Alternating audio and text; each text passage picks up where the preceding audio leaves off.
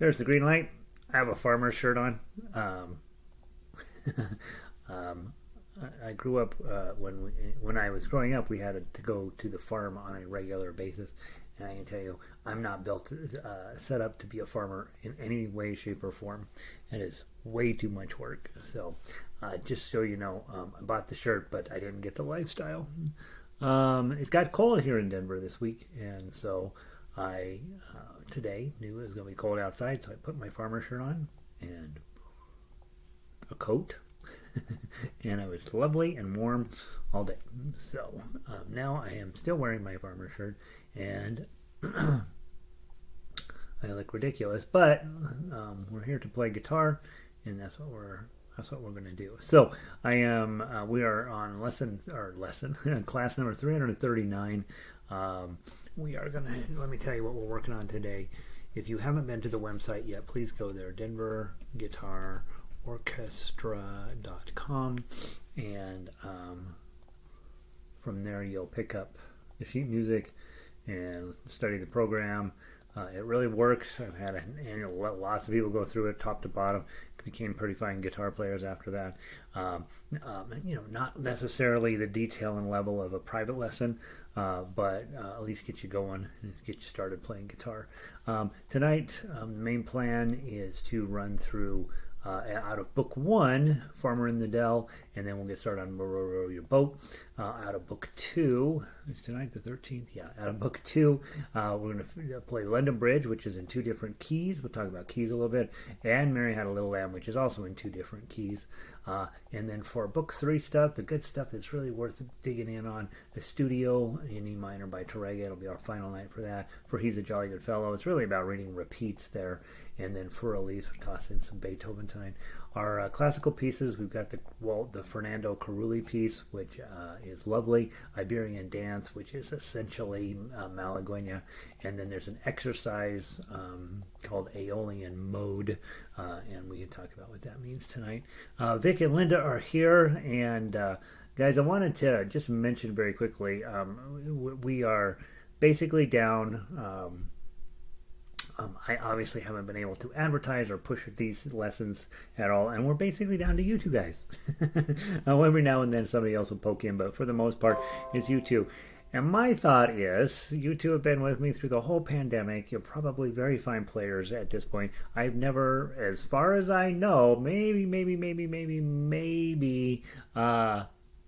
one of you sent me a video or a recording of yourselves along the way here, but if I recall correctly, I don't think I've ever heard either of you two play. And my thought is that rather than doing these weekly lessons, which are sort of generic, that maybe it's time for us to just start doing private video lessons. And so I want you to give some thought to how you would feel about sitting down in front of your phone, playing one of the guitar pieces and sending it to me, and then we can talk about trading videos back and forth, so that it's a little bit more focused in on you and what you want to do. And so give that some thought. Really, I know filming yourself isn't comfortable, but I'm the only one who's going to look at it, and you guys know that we have spent a lot of time together, so I certainly will not judge, but that's my thought. That way, we don't necessarily have to meet at a specific time here. I'm still happy to do the Monday or Wednesday night guitar class if you want, but at this point, I bet anything that you're a lot better player than most of the stuff we're going to cover here tonight, and so it makes more musical sense that maybe we would just start working with you privately. No charge. You guys have earned the right to spend both of you with all of the hours and hours and hours of music that you've done here with me. I owe it to you for sure to just help keep pushing you forward on that. So think about that a little bit tonight, and then we'll discuss toward the end of class what you think. But if we did that, both of you were on board, and you're like, all right, I can record myself and ship it to you, and I can teach you how to move video around on the internet relatively easily, and how I would go about take a look at your recording and then give you feedback that way. I think that might make more sense than having this sort of generic class where it's level 1, level 2, level 3, and really you're just sort of sitting there patiently waiting for the classical part, or really waiting not for the classical part or whatever, or as I'm teaching you about playing chord melody, and you're like, Red, I really just want to work on playing melody or whatever, and so give that a little bit of thought, and we'll see about that. Rick's ready to jump into the deep end. And again, both of you guys come on Monday night or Tuesday night. So, you come on Monday and Tuesday night. So we're not really just ruining the community necessarily. We're just, I'm giving you an opportunity, or giving us a new idea. I think with guitar, and with this instrument in particular, is a very difficult instrument, as you know, much more difficult than some of the other two that we play, and I think sometimes you kind of reach a point where you're like, what, I've got what I can out of group classes. It's time for me to start digging into specifically what I want to work on, and again, I don't necessarily, I don't care what we work on necessarily week to week, but I want it to be productive for you, and so give it a little thought. We talk about it as the night goes on. Let's go first to play Farmer in the Dell. Farmer in the Dell, the purpose of Farmer in the Dell, I think, is to make sure that you are paying attention during Frère Jacques. Frère Jacques is the previous one. And as you know, in this program, start off with Brother John playing it up and down the neck. That gets you comfortable with where the fret numbers are, and how to pick a song out just using one string, and learning where your fret numbers are. With Frère Jacques in first position, we start talking about how to get the whole song out, doing as little motion as possible with this hand, keeping it up here. We just talk about a little bit, and so by changing the key, all of a sudden the song doesn't need to run up and down here. It can hang out down here. So when we get to Farmer in the Dell, and obviously if you're showing somebody this book one, you can have a copy of it right online, and if somebody says, hey, I'd really love to get started in guitar, you say, I can help you with that, and you send them a copy of book one. And they're like, well, I don't want to play these songs. These are kid songs. You're like, no.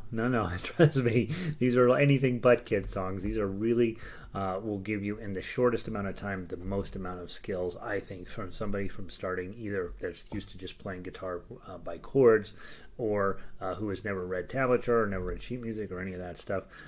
These 5 songs in this book really can get you going in the right direction really quickly. So let's look at that A chord. Let's make sure you got it on correctly. Open E, open A, and then everybody else is a 2, and then the open E on the bottom. And these days I'm doing all these alternate tunings with my guitar, and I'm never sure. At this point, I'm never sure if I'm in tune at all or not. Today, in ensemble, my ensemble at school, I was in the wrong tuning, and the first 3 notes I hit all sounded super weird because they were wrong. That's your A chord. Okay. Now the other thing on this song is it's in 6/8, which we count in 2. 1, 2, 1, 2. Let's do that, and I'm going to sing a little bit. The first note is going to be da da da da da da da. Ready? 1, 2. The farmer in the dell, the farmer in the dell. Hi-ho, the dairy-o, the farmer in the dell. I taught a ukulele class on Tuesday afternoon to a bunch of kids, and of course, most of the time the kids were little, and so I did all 1-chord songs. And all of this 1-chord songs out of here: Farmer in the Dell, Frère Jacques, Row, Row, Row Your Boat, and 3 Blind Mice. And interestingly, the kids don't know those songs. Parents haven't been teaching them, and so these are no longer kid songs. These are songs that have been lost to obscurity, and so it's our job to bring them back. There are a few modern 1-chord songs that I've looked up, but they aren't necessarily very helpful for teaching. The guitar, you want you want these songs. Next thing, by holding the melody, you can play, or holding this A chord, you can play almost the entire melody. We're gonna at one point we're gonna lift up a ring finger, and then at one point we're gonna push that ring finger down on the first string. So let's do that. 1, 2, just the melody.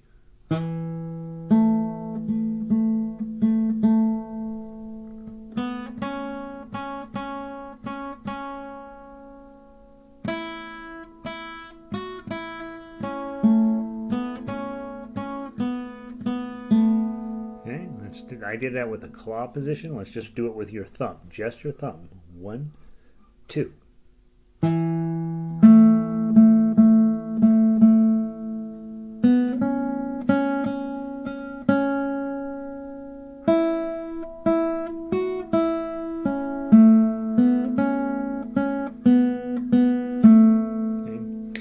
Supposed to play that song 10 times through. I think even the time that I wrote out all of the lyrics, I'm pretty sure I never did it 10 times through. That's in my mind 8 times through too many. But give it a try. Play it until you get it right. I think that's the fun part about Farmer in the Dell. Finally, Tough Axe. We talked about this a couple weeks back when we met. We're going to play everything we just played, do exactly the same thing with this left hand, but when it shows multiple strings, we're going to run our thumb down over it. So let's do that. Hit the 2, and then 3 strings. A bunch of 2s. It's 3 strings. A couple of decorative notes here. Now when you got your open, now you're holding a 2 down, so lift your ring finger up. Put it back down.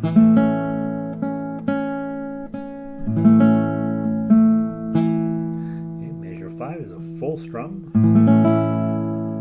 Move your ring finger down and take it off.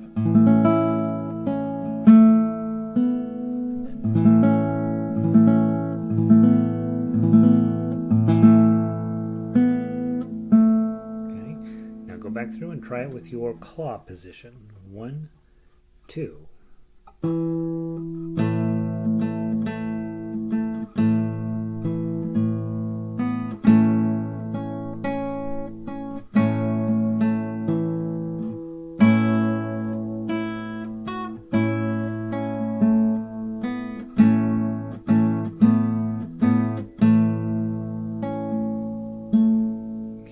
Decorative notes, whatever you want to hit is fine. I hit the high 2, the second string instead of the third string. Sounded fine. Be thoughtful of when you get to measure 5, where it says quite clearly there's these little glissandos. I think when I rewrite the book, I'll probably take those glissandos off. But at measure 5, it shows quite clearly you're supposed to do this.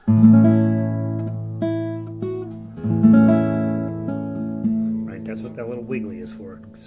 Big thumb down kind of thing. But if you're playing in claw position,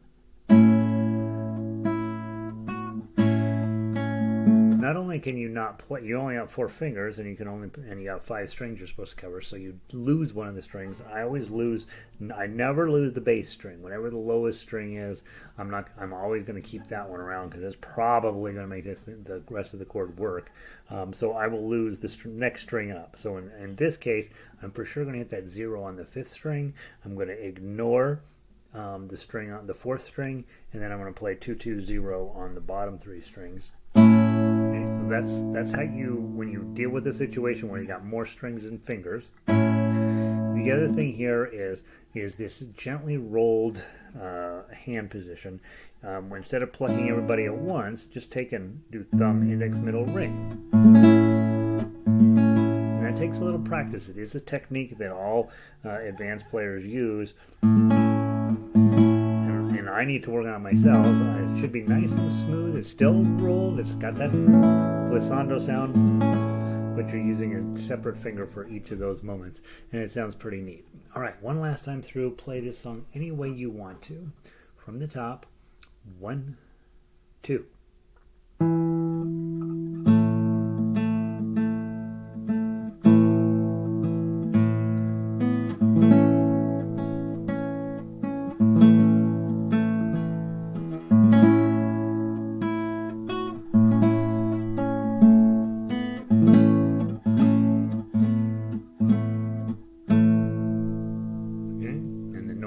decorations in major 10 there. And now, Lily, this is one of those songs where you're like, I don't want to play Farmer in the Dell. That's not a good song. And then you start working on guitar where it's all about the tools you're using. All of a sudden you forget that it's a stupid song and you start thinking about, wow, this really works. This is making my guitar come alive with beautiful pieces of harmony and melody and rhythm. So it's a dumb song, but it is definitely exactly where you need it in book 3 or book 1. You got one thing teaches you how to play tablature, the second thing teaches you how to play in a compact position down here, and then this song drops in, and all of a sudden you're playing chord melody. So 3 songs in, and you are playing what you're basically going to be playing for the rest of your life. Let's see. Oh yeah, Vic mentions getting these classical pieces. I'm so much enjoying working on them, and they are definitely not for the weak though, right? They're pretty challenging, and so I'm glad you're having fun with those, Vic. Let's look at Row, Row, Row Your Boat. This is the one we'll study for the week. This is where we it's still the same chord. There's a D chord down here we're going to use, and there's a D chord way up here we're going to use. So you get 2 D chords. It's all just one chord, right? It's all D chord. It's just that we're going to put D chord in this position, and then we're going to put D chord up here in this position. Okay, so that's why you have this alternate D chord up there on the top of your music. And you'll notice there's a little mini bar on 10, and then ring and middle and ring. And the truth is, on this song, if you can't reach your ring finger up, you don't really need to do it, okay? So just a mini bar, index on both 10 and 10, and then a middle finger here on 11, and that's a D chord up the neck, okay? And we use it quite a bit. We write a lot of songs in guitar on D chord, in the key of D, and this is a really nice way to end a song. Life is but a dream. Right, and just finish it up with a little D chord there at the end. And so we've got that going.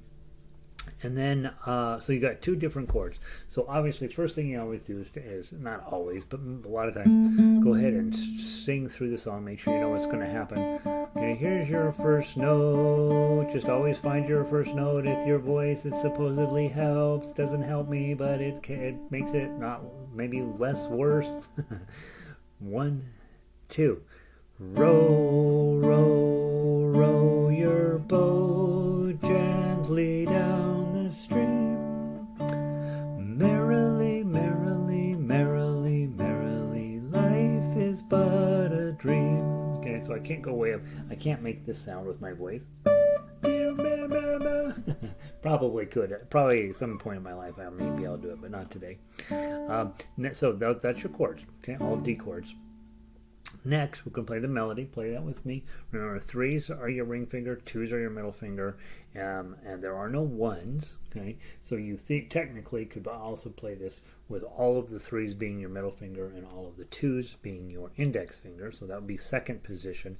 If you play it that way, then your pinky can more easily reach to 5 when those 5s come up. Now, when you get to the 10s down there, you're going to switch down to 10th position to play those 10s. Okay, so let's play the 3s first, and go ahead and use your middle finger on that 3. Play those twice, well, 3 times. Go. Row 3, 3, 3, oh, and then use your index finger on the 2, because you're playing in second position. 2, oh, 2, 3 with your middle finger, and then pinky on 5. Okay, give it a little wiggle. Okay, that's vibrato. Sounds pretty. Then take your index finger, just like you're going to do with when we get to tough acts, and just cover both 10s with your index finger. Okay, 10, 10, 10. Then 10, 10, 10 on the second string. Okay, now don't linger, right? Make sure you get a clean sound there, and then immediately get your index finger down to the 2, and then 3, 3, 3. Okay, pinky up on 5. Middle finger on 3, index on 2, open, and 3. Okay, let's play the melody together. 1, 2.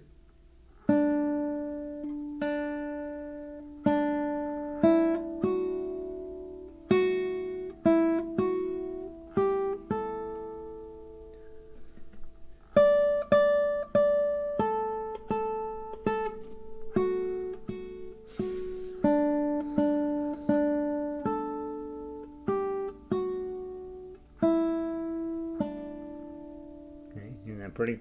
So work on that this week. Big thing is getting those 10s in, and then whatever speed you're playing, you don't want to have a gap there. You want to, if you play it too fast, you will have a gap. If you play it slower, you can do it perfectly.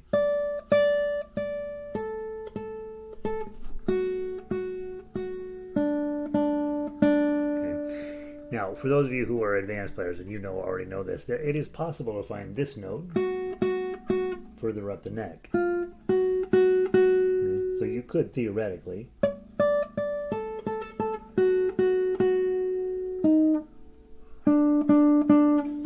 just drop it back to a bar on 7, and you would do that. That's for more advanced players. Right now, I don't really want you to work on that, but you know that at least at this point, the idea is to play it at whatever speed, where you can go all the way down the fretboard without missing any timing issues. But as you become a more advanced player, you'd be like, oh, that's too far away. I'm not going clear down there. I'm just going to the 7 and play the other string.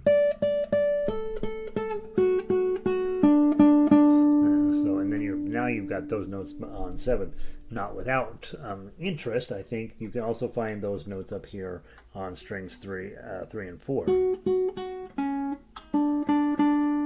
And there, look where they're sitting, 11 and 12, which is actually the chord you're holding. Okay, so that's that. I would call that a cheat, but it's not really. It's what you will do as an advanced player.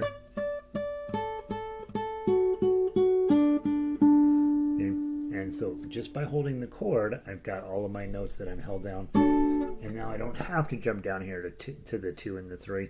But that's not the purpose of the lesson, right? That would be the purpose of the lesson for a more advanced student. For a beginning student, I want you to be able to go.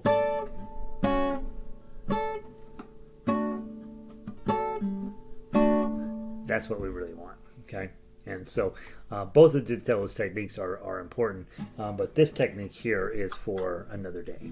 Okay, so and then obviously once you get your melody put together, then you have Tough Axe waiting for you on this song, and this is what I really want you to work on this week. We are now officially chord melody players, and that's what Tough Axe is. And so we try playing it with me here, and then obviously work on it through the week. So here's your D chord, 1, 2.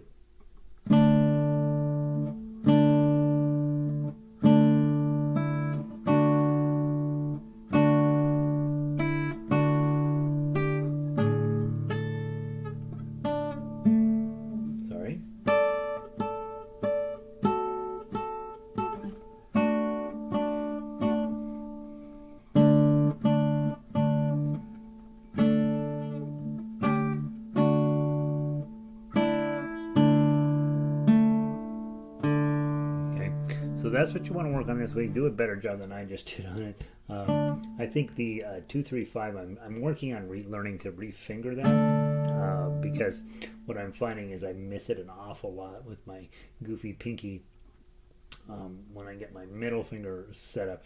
Because I have a full-size guitar, I just can't quite reach far enough. I need another 10 centimeters. And so one of these days I'm going to buy a shorter scale guitar, but in the meantime I'm learning to refinger it as this, which I can reach, and so I'm going to mess that up a lot over the next few weeks. There's Row, Row, Row Your Boat. I can't tell you how important I think Row, Row, Row Your Boat is for your future. I think it is a real... The first Frere Jacques in this book and Row, Row, Row Your Boat, in my mind, are really, really, really important pieces of music, and will set you up for success through the rest of the program. So work on that this week if you're in book 1, and that'll keep you moving forward. Let's go take a look at the book 2 songs. And you had easier ones this week. Mary Had a Little Lamb and London Bridges, right? And so let's take a peek at those. I think London Bridges came first, right? The key takeaway from London Bridges and Mary Had a Little Lamb is key changes. Okay, that chords go together in groups and they're friends and they all get along with one another. And so with London Bridges, London Bridges falling down, and now you don't go to just any old chord. You have to go to an E chord to make it make sense. So falling down, back to A, falling down, London Bridges falling down, my fair lady. So the key, the chord, if I put an A chord, the main chord here, A, B, C, D, E shows up here. So it's 1 and 5 are your chords on this. And that's not in the entire book too. It's 1 and 5 chords, with one exception, the song in minor. Those are always going to go together. And you do want to start thinking of them as in pairs, as if, oh, well, I'm in the key of A. Okay, that means I'm going to be playing some E's as well. They go together really nicely. On page 2 of London Bridges, then we change it, right? So we end up with on that A. Then, out of the blue, we switch to a C chord. London Bridge is falling down. Now you don't go back to the E chord because it won't make any sense. You go, if you're playing in C, D, E, F, G is now your 5th, and sure enough, that's exactly what shows up. London Bridge is, falling down, falling down. London Bridge is falling down, my fair lady. Now, of the two, obviously in guitar, we would way rather play an E, A, and E. Way easier for us as guitarists to fit, but most of the time, certainly if you're hanging out with piano players or ukulele players, you know, those ones, they would much rather play in C and G, which means you have more work to do. But I do think for me, the C chord has always been a bit of a, you know, like, oh gosh, there's a stupid C chord. But it is going to happen a lot, and so just get comfy with it. All right, so let's pretend I sang it, and let's play the tough acts here. Okay, nice and slow, just nice big down strums. We'll play through once, all the way to the bottom. Then we'll come back, and then we'll do the claw. So thumb position first. 1, 2, 3, 4.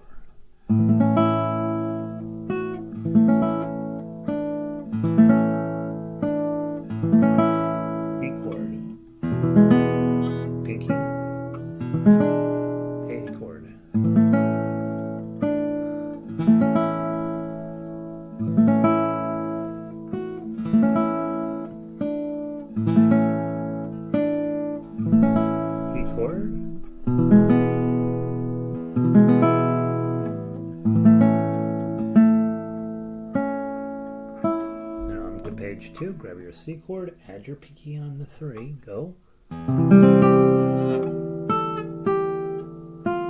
Back to the C chord. Full C chord with the pinky.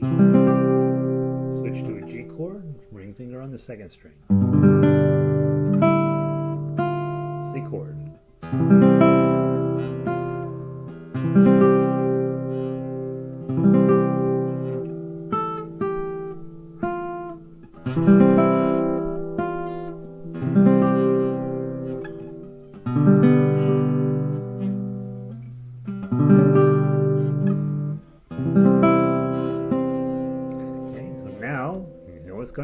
Let's go back to the beginning.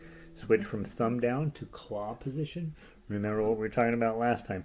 If you got 5 or 6 strings, you've only got 4 fingers, so you usually will drop your thumb will always go to whatever the lowest string is, and then you'll skip with however many strings are necessary to get these 3 on the high strings. So you may end up missing a few strings along the way. No one will miss them. Okay, from the top. We're ready, play.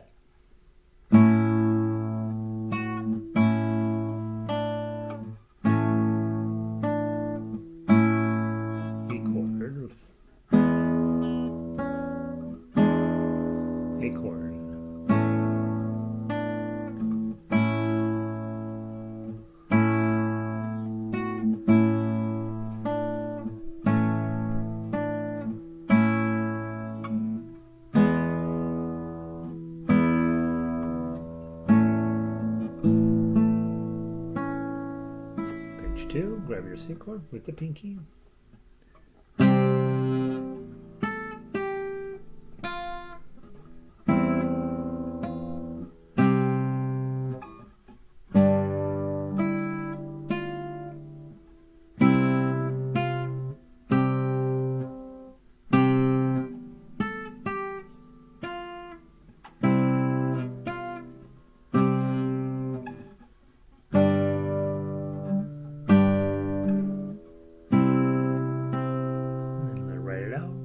C chord.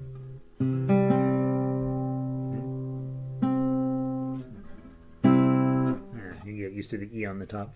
Isn't that nice? So you're thinking in terms of music theory. A goes with E, C goes with G. Okay? And we'll get a chance to see that a little bit further in this week's songs. The ever beloved Mary Had a Little Lamb. I wrote on here when I change it, when I rewrite this book, I'm changing the name to Merrily We Roll Along, because Jim Gaffigan did a comedy bit about how Mary Had a Little Lamb is the worst song of all times. So we're just going to change the name to Merrily We Roll Along, and it'll disguise it, right? We won't know that it's Mary Had a Little Lamb. Similar thing here. Main chord is D, D, E, F, G, A. Okay, 1 and 5. Of course, that's what we see on the first 8 measures. And then the second measures go back to A and E, just like we did in the previous song. And why in the world would I not have included the entire thing on one page? I guess probably I was thinking, you know what? Now we got to make sure people know that just because you turn the page, it doesn't mean you have to switch the key, right? You might switch in the middle of the page. So grab your D chords, and we'll just play the tough axes here, and then this will be your song you work on this week. D chord, A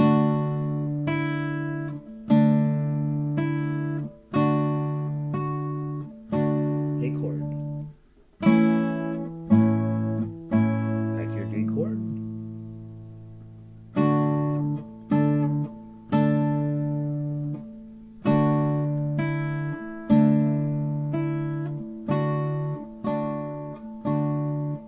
A chord.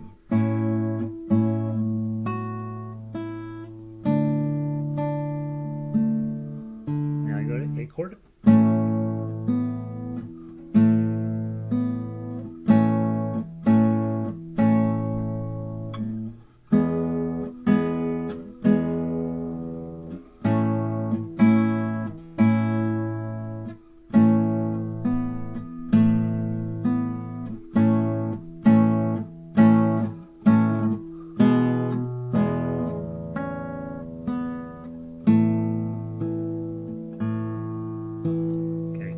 I think it's interesting.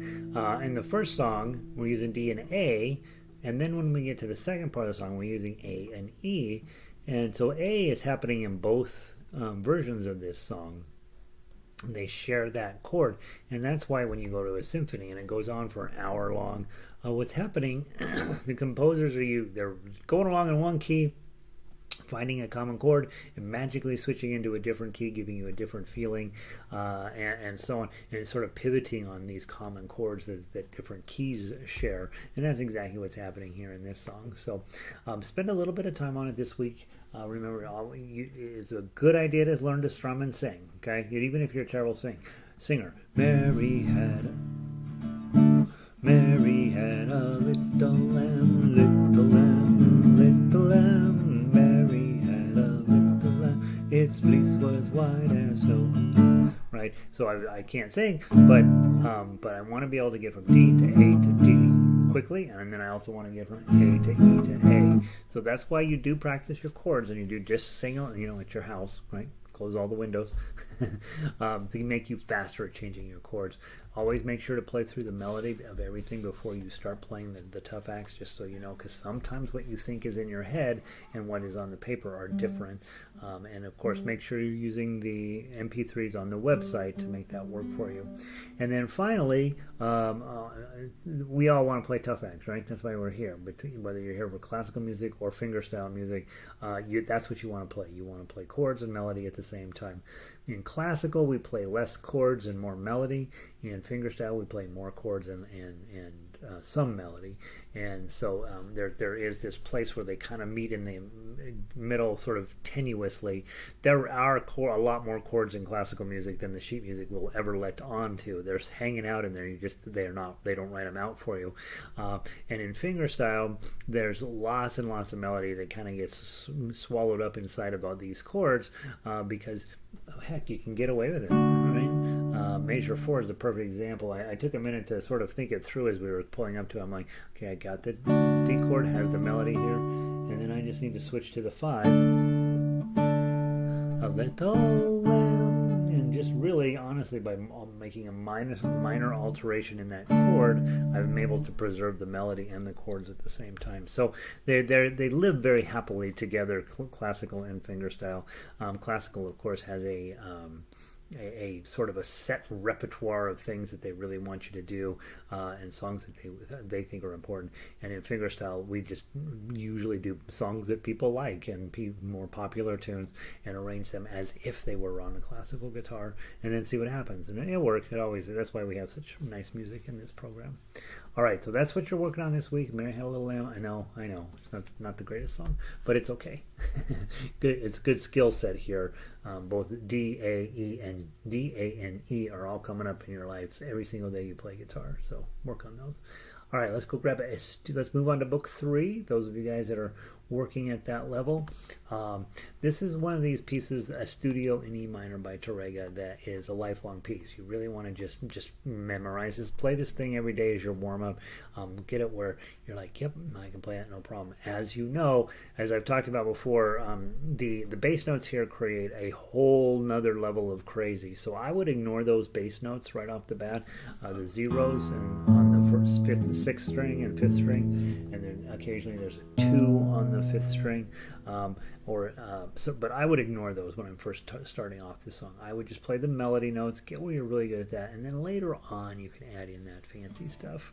Okay. The other thing that's super hard on this piece comes up 3 times in the piece. 5, 4, 2. That's going to be a measure 3. Okay. Am I holding right? There's not holding the right string. Middle finger then down replaces the pinky. Hardest part of the song, stretching this out. Okay. And then you're done with the hard part. Okay. So knowing that that's the hard part and knowing that's the part you really need to get right, that's probably where I spend my time. I would play measure 3 until I had that thing down, until I knew exactly what I was doing in that. And then the rest of the song you'll be fine. Okay. So we'll go nice and slow. Let's see what happens. All opens to get started with.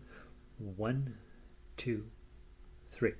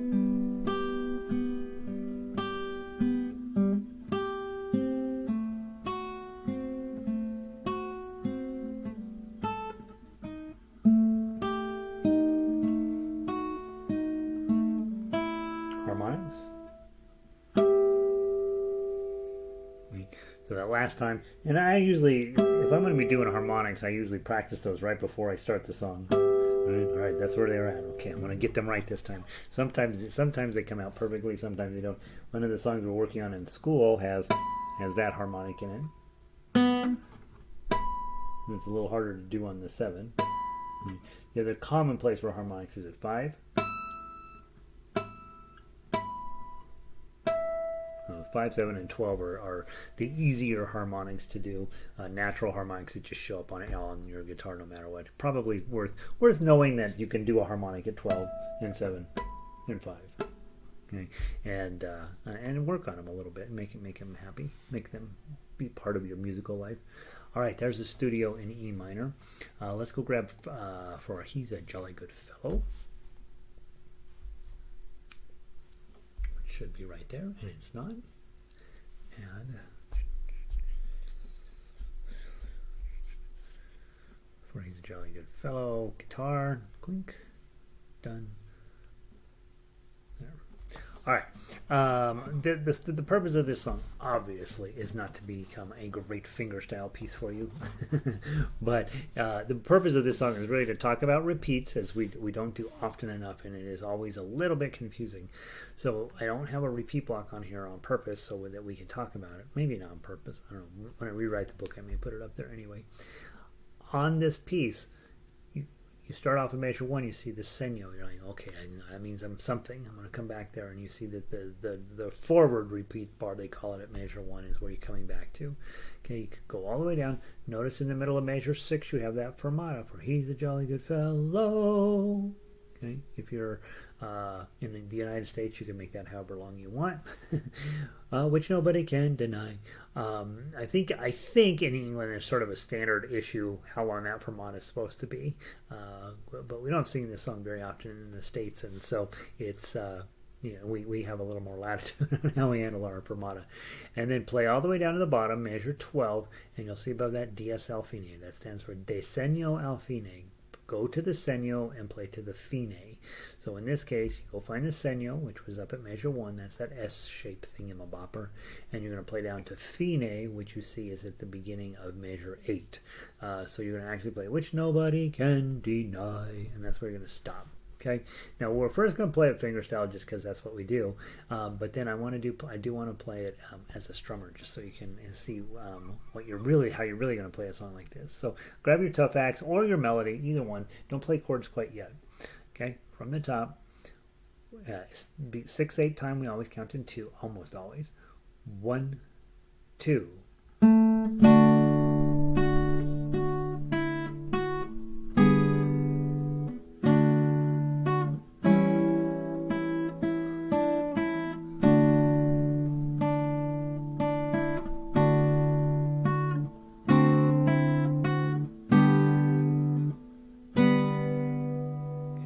Go.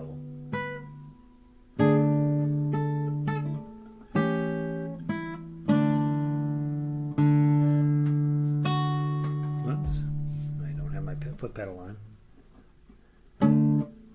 Yeah.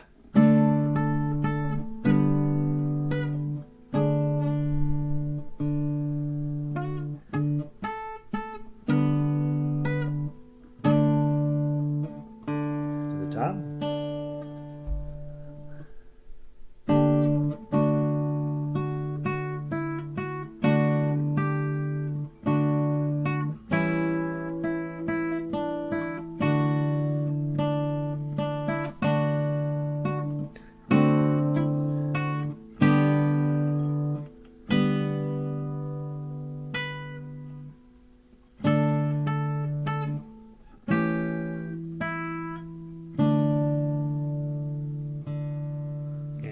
And so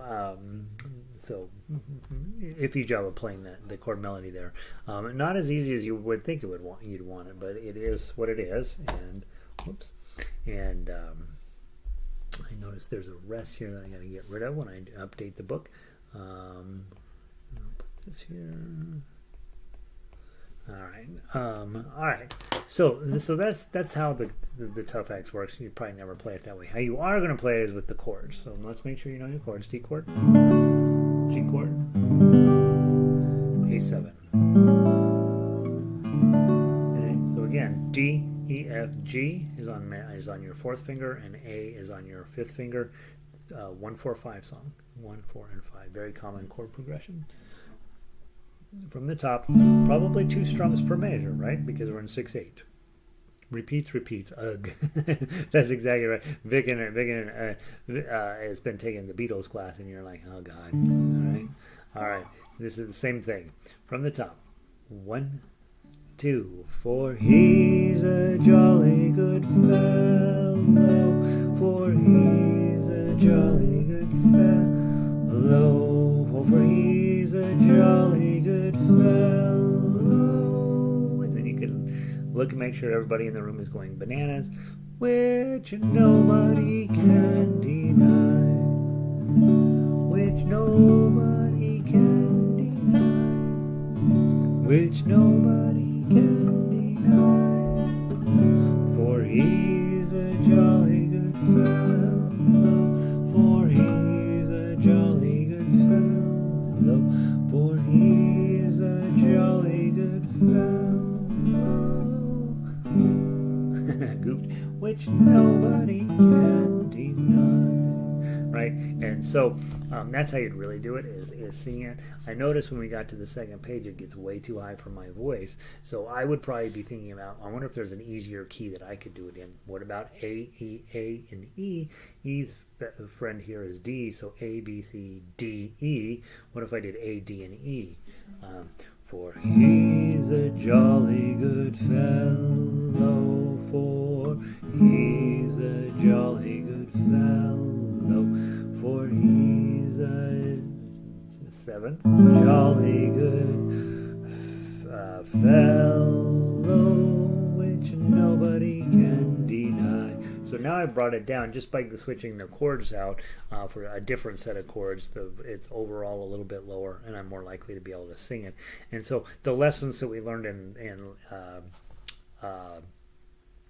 Mary Had a Little Lamb can pay off when you get to a song that you're going to sing, and if it goes too high for your voice, or too low for your voice for that matter, try a different set of chords. Go ahead and transpose out the chords. The more you do it, the better and faster you get it. In piano class at school, we have to transpose every single song we play. We play the song, and then we play it in a different key, and it's a pretty valuable skill to get working on, I think, long term. I don't know why that song is there. All right, last up, let's talk about the song for the week. Let's go grab Für Elise. And I don't know if I actually even have it in my book yet. Let me see if I have it here. This will be your song for the week. So next week at level 3, we will drop Estudio off, and we will play For He's a Jolly Good Fellow and Für Elise, and then whatever comes next. Für Elise. I have it in it for all kinds of instruments, but not the one that I am currently have in my lap. So let me go grab that real quick. There. Now with Für Elise, if you play it on piano, your goal is to play it as fast as you possibly can. Now on this instrument, I would not recommend this. I would recommend playing it with the intention of being clear. And so when we're talking about 7/6, 7/6, 7/7, this thing,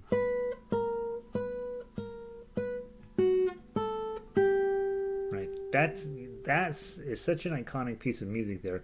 7/6, 7/6, 7, 7, 5, 3. Oh, you want to get that clean, right? And so I would spend just a little bit of time getting that under your fingers.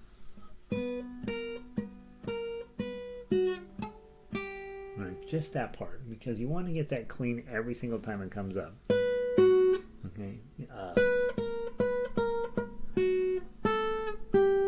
Okay, and so my timing isn't good, so I want to clean that up, right? I'm thinking, all right, I got 2 7s, so maybe I'll put both pinkies there, and now I'm going to play pinky and middle. That's probably better, right? So be thoughtful about being creative with your finger choices so that everybody has, you're able to get to where you need to be quickly. Okay, I might use my index finger. So probably thinking pinky and ring. Now you pre-plant your ring finger, middle finger on 6, and index finger is going to play the 5.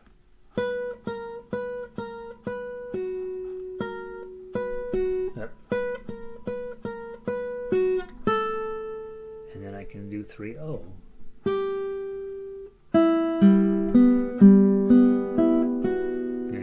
And so be thinking about that with the melody part. You'll go back through and add in the tough axe part a little bit later. Work on the melody first.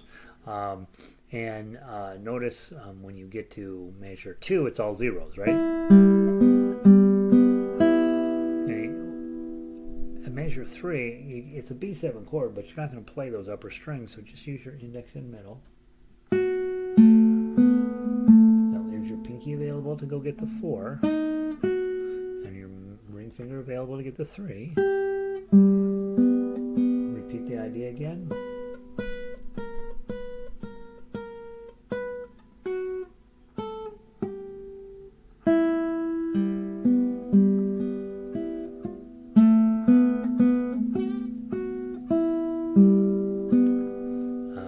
Bum, bum, bum. I would pay particular attention to the half note in measure 8, the second, the lower half note, boom, boom, because it's really going to work as a quarter note. It's going to feel like a quarter note in there. It's going to ring through the whole measure, but it's really working as a quarter note to give you just a moment to get your head back on and then go head back up to the top of the page.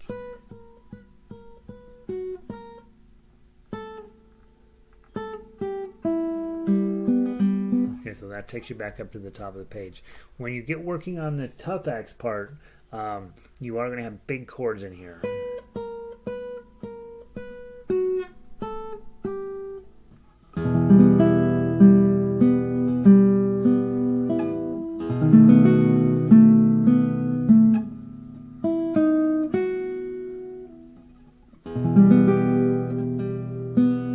So give some thought to, after you get the melody together first, then go back through and look at the tough axe. When you've got these great big old chords, you don't want to get them so big, and so if you're playing too fast and you have to drop that chord in, then it's hard to get back up here.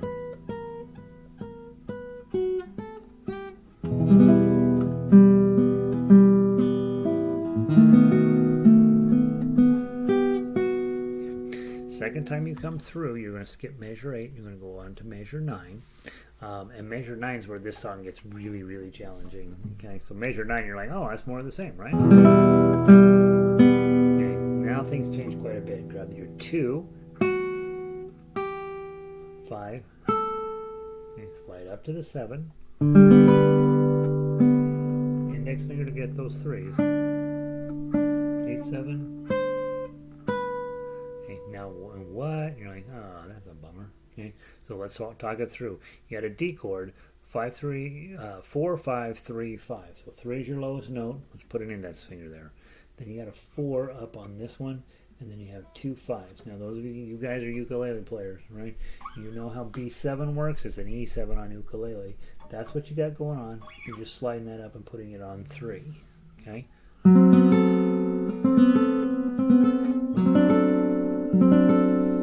Really, okay, if you're on guitar, B7, slide it up 1, it's a C7, slide it up to 3, it's a D7.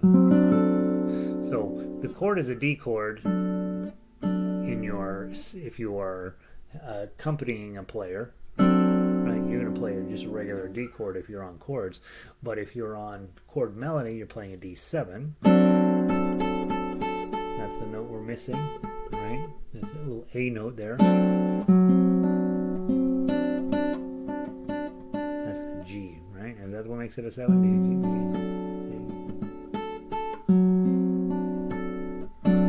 okay. And then, so that's what's going on there. So just make sure you've got your D7 up on 3, and you're all set. Okay, and then 7, 5. And now things start to get back to where we both are comfortable with. Another B7. And then the end end part of the song is the same as the beginning part of the song for the most part. So I would say probably with this song I've spent most of my time working 9 through 12. Really 9 through 12 is where the challenge to the song is, and so just make sure that you give yourself lots of patience and time to go through that. It's much harder than a couple of the classical pieces that we've worked on, partly because it's written for piano, right? And we have to feel like, oh, we got to play it like our piano teacher told us when we were in 7th grade, and we don't. Okay, you don't have to play anything on another instrument the same way they played it on a primary instrument. And then the last thing I'll warn you about, measure 21, you've been playing eighth notes, eighth notes, eighth notes, eighth notes, eighth notes, and when you get to measure 21, the tendency is to rush through that. So hit the measure 21, that big E minor chord.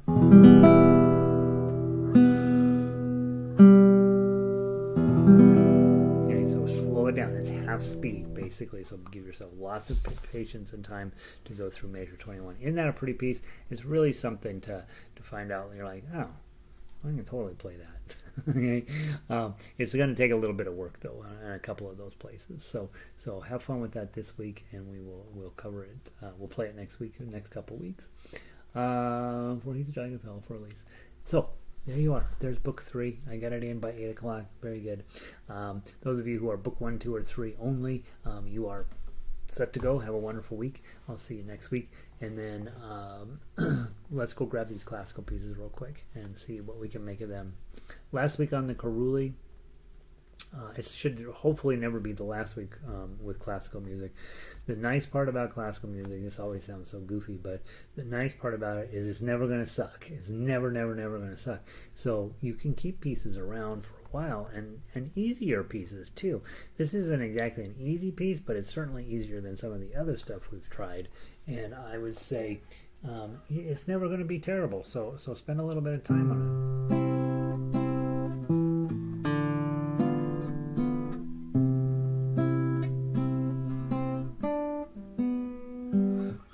Beautiful. It's just beautiful. It will never not be beautiful. So spend a little bit of time with it to keep it fresh in your repertoire, or let it run through for a while. Linda's down with Beethoven. Nice. I love everything about Beethoven. I don't understand why. I do not know why that guy is so much better than everybody else, but honestly, I just love playing his stuff. And especially I love playing it on another instrument. You know, I mean, obviously it's great on the piano. There's never going to be terrible on the piano, but if you can just get it onto ukulele or harmonica or guitar, it's always just so pleasant. It's a little different. With Bach, you always know it's going to work and it's going to be dynamite. It's going to be like fireworks. But with Beethoven, there's a little bit more subtlety and a little more thought and a little bit bigger ideas that are in there. And I think, being a classical musician and an early romantic rather than a Baroque musician, it gives it a little bit more familiarity in our heads, and I just love playing Beethoven. I also love playing Carulli. I don't know why. Let's play this waltz. This will be the last time we do this. Nice and slow. Let's give it plenty of time to happen. We'll play 1 through 8 twice. Play 9 through 16 twice, play 17 through 24 twice, and then come back up and play 1 through 16 a final time. Nice and slow. Give yourself plenty of time, and pat yourself on the back in advance, because you know you're going to make a few mistakes along the way. Doesn't matter. 1, 2, 3.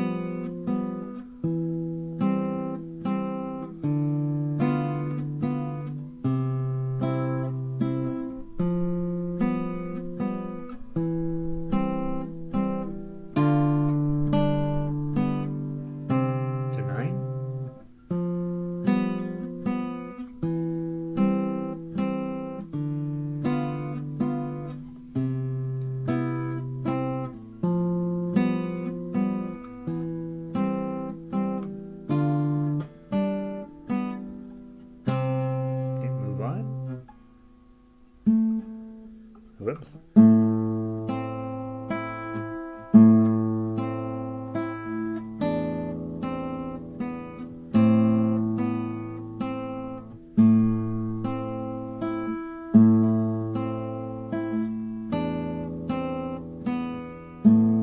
To 17.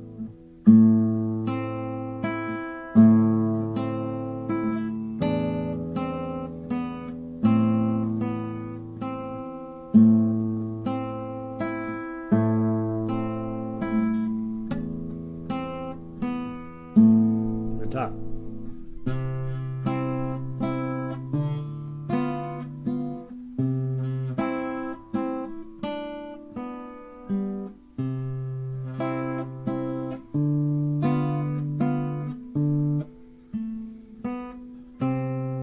Measure 9.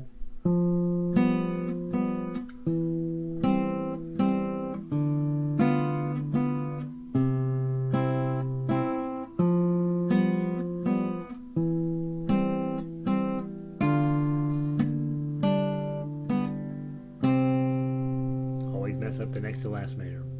Isn't that lovely? Hopefully that's being coming around on your guitar pretty well. Hopefully that speed was a doable speed. It was certainly slower than was probably recommended, but it doesn't matter, right? It doesn't matter as long as you're getting through with a reasonable tempo. And if you play at half that speed, but at least all of your notes are the same distance apart, then that's what you're looking for. So beautiful piece of music there. We'll put it in Carulli on ice. But don't really put him on ice. Work on this song once in a while. It's absolutely a joy. We talked about Iberian Dance last week, and I want to make sure that we do. I have it in classical? Yep. Waltz by Carulli. Iberian Dance. Do I have that in here? It's Malagueña, right? And so I'm not positive. Iberian Dance. What's going on here? Done. Iberian Dance. Here it is. With this one, the double bar lines are separate songs. Okay.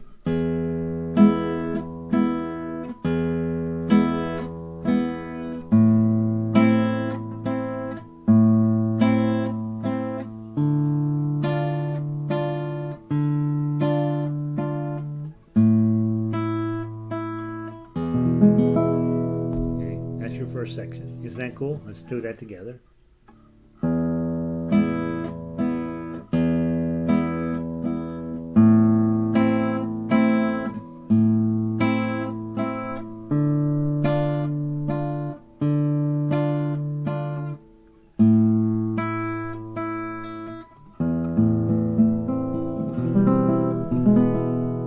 Get an E chord on, Gary. One more time together. Just those 8 measures.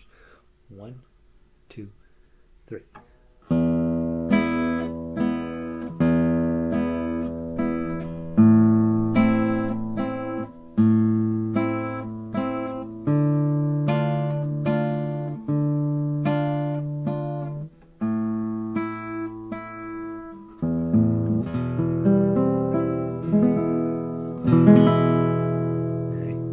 That's just an intro. You play it 50 times if you want, 2 times through, 1 time. It doesn't matter. It's just sort of setting the stage for all this Spanish drama that's about to come, right? And now the next section is hold your A chord, then you're going to go to E chord, E chord, E chord, then your A minor chord, E chord, A minor chord, E chord. That's all you're going to do, okay? And then just, you really have to pick this one. And you could do your thumb. It's very inefficient, so use your claw on here, and let's do this. Just these next up to measure 17. Go.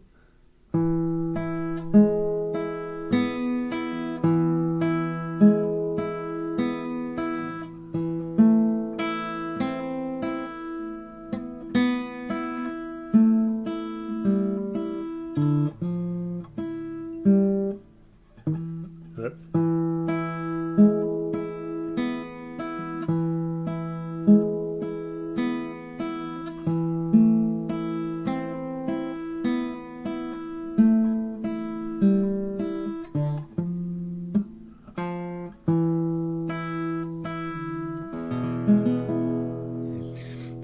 messing up the oddities, right, a little bit here. So let's do it one more time and see if I can get those cleaned up from the top or from measure 9.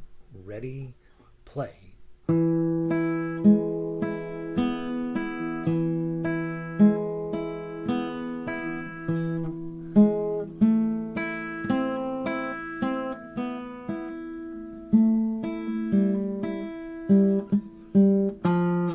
Consistently missing the F.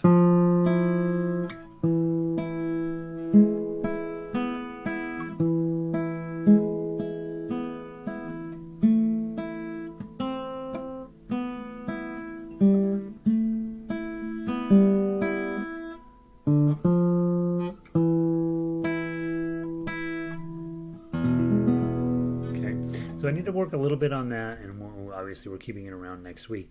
But that little section there, I keep messing up the F's in there, but you can hear Malagueña in there, right? You can hear that sort of Spanish dance about to begin. Notice in measure 18, okay, before you leave it, okay, this is your pickup note into the next page, and now things get a lot more interesting.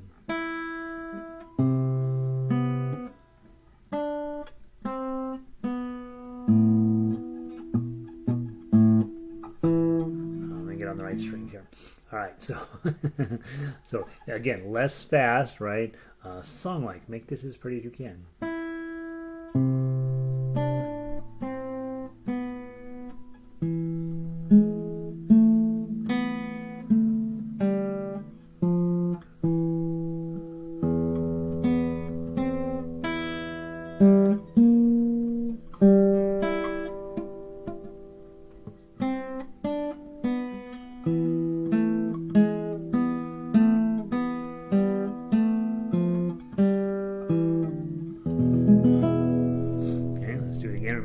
Let's do that section 19 through 26 again. Remember, you have a one note pickup with the one on the second string.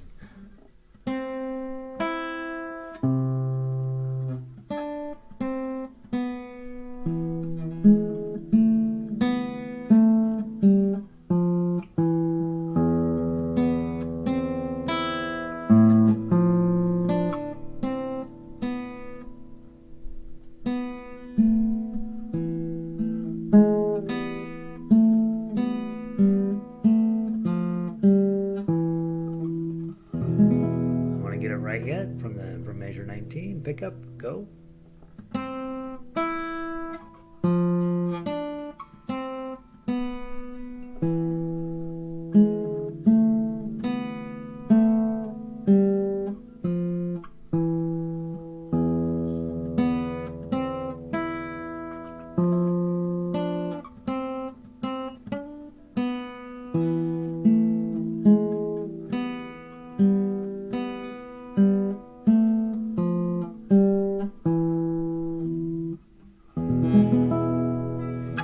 That's the section I'm going to be working on, obviously. Right? So take that as a section, and again, with Malagueña, you can mix and match these. They can go anywhere in the song. You can go back to one, go forward in one. It doesn't matter as long as you're having a good time. Okay. Now let's go on to measures 27.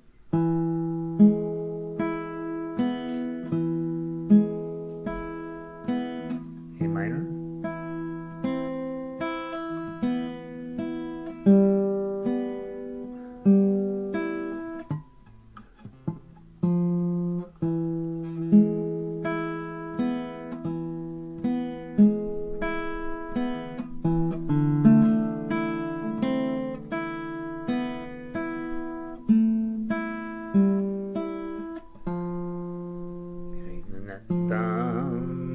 Take you into the next section. That 3 there is kind of a weird noise. And again, another F note that's being used to transition you over back into the main chord, which is not exactly typical. It's okay. It's a 7th part of the 7th chord in the key of E. But let's play that section one more time. 27. Ready, play.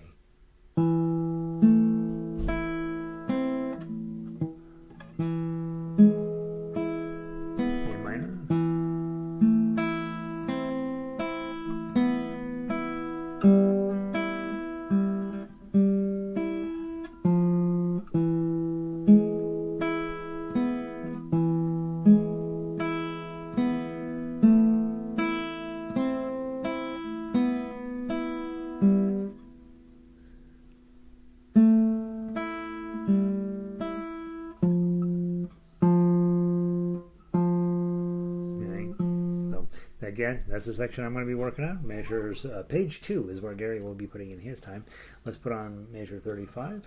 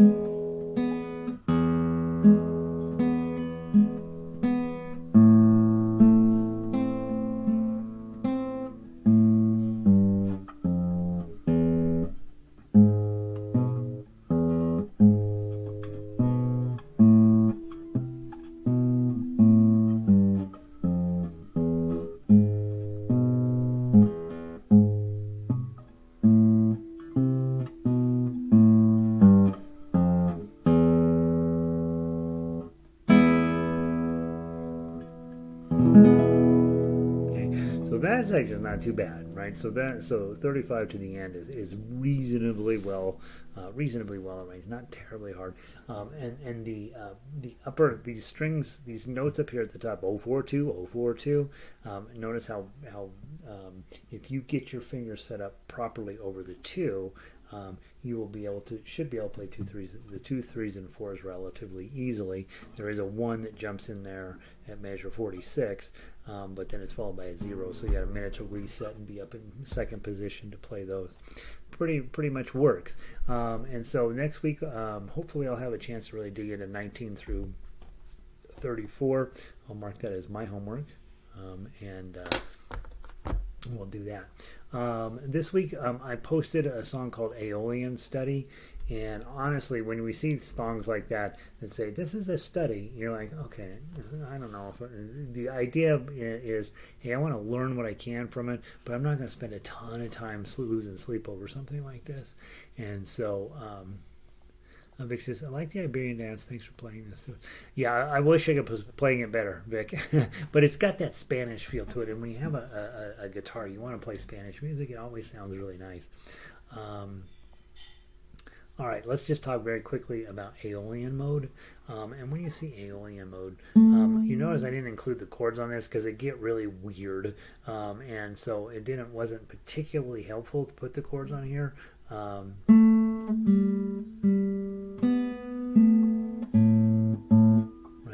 It's probably an A minor of some sort on here, and so you start on A, and there's a bunch of A's in here, so you're probably dealing with an A minor.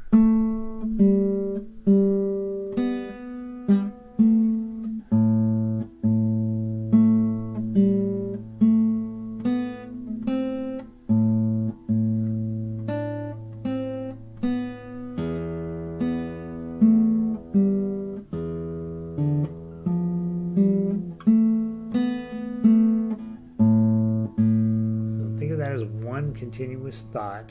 I think probably, if it's me, I'm thinking measures 1 through 4 is a thought and 5 through 8 is a thought, and then trying to combine them. So the notes are not particularly hard to play. So then when you're looking at a piece like this and you're saying Aeolian Mode, okay, that means something to do with minor, minor key.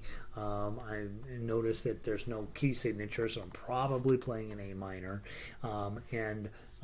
Then the question is, all right, he says quarter note equals 69, so that's not particularly fast.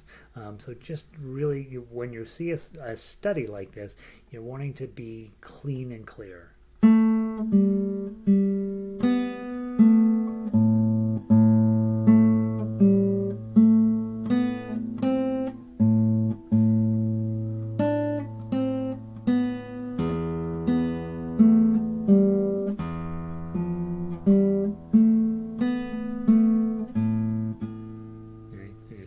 Twice, nothing fancy there. More musically, the things to be working on is, it says mezzo forte, then pianissimo, then mezzo forte. So the first time through you play it normal volume, the second time through you play it quiet, and then you're going to play down to the bottom of this song, and then the third time you come through you go back to full volume. The other thing to pay attention to, measure 8 has one of those carets, right? So you start out that measure off louder then you're going to finish it. It doesn't say specifically how to finish it, it just says quiet it down a little bit. Okay, now go to measure 9. Again, back to mezzo forte.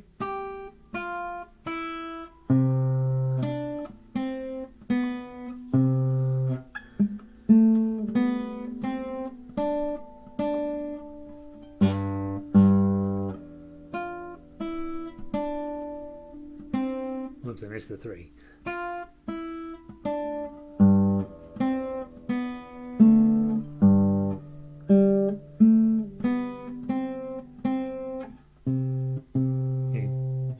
Obviously much brighter sounding. That's definitely in the key of C through that section, not Aeolian at all.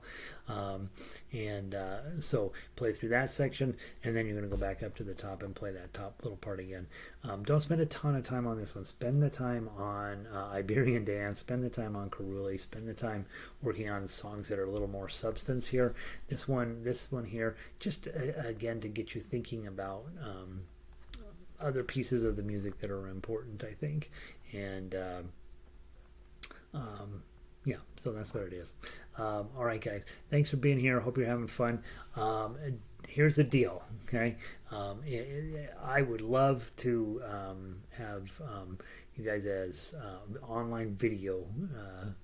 We share videos of one another playing. So you would send me a video and I'll send you a video back. How about that? And that will mean that you can focus in on the things that you want to focus in on, and no charge. You don't worry about paying me.